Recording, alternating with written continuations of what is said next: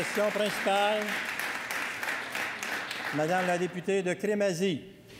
Pendant ce temps, Monsieur le Président, il y a des gens qui souffrent. Les coupures draconiennes budgétaires au Centre de santé de services sociaux Jeanne-Mance ont des effets dévastateurs sur la qualité des services offerts à nos aînés en CHSLD. Les préposés ne savent plus où donner de la tête. Déjà, avant les coupures de poste, les services étaient au minimum. C'est au CHSLD Bruchézy et Jean-de-la-Lande, qui héberge 359 aînés en perte d'autonomie, que les coupures font le plus mal. Certains aînés ne sont lavés ou habillés qu'en fin d'après-midi. Les repas sont retardés. Un aîné est même resté alité plus de 21 heures consécutives, Monsieur le Président. C'est insensé. Comment le ministre peut-il tolérer des coupures aussi sauvages sur le dos de nos aînés les plus vulnérables? Bravo. Bravo. Madame la ministre déléguée aux services sociaux.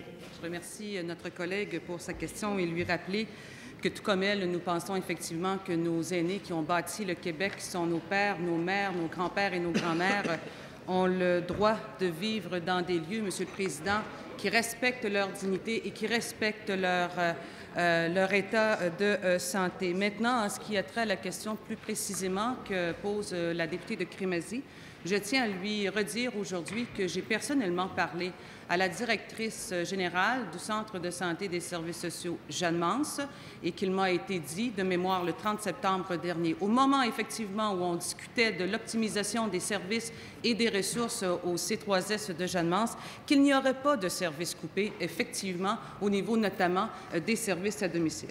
En ce qui a trait aux éléments et aux événements dont elle fait mention ce matin, alors, Monsieur le Président, vérification faite, il n'y aurait pas eu de manquement tel que le soulève la députée de Crémazie.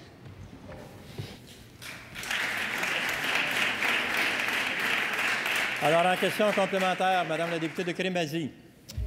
Monsieur le Président, quand on coupe 20 préposés, 5 infirmières, 6 infirmières auxiliaires dans 2 CHSLD qui sont déjà au minimum au niveau des services, les préposés, il y en a qui finissent leur journée en pleurs parce qu'ils ne sont pas capables de donner des soins adéquats à des personnes malades et handicapées. Qu'est-ce que vous allez faire? Arrêtez de nous chanter des chansons qui n'ont pas de bon sens.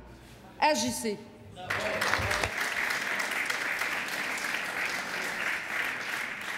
Madame la ministre déléguée aux services sociaux.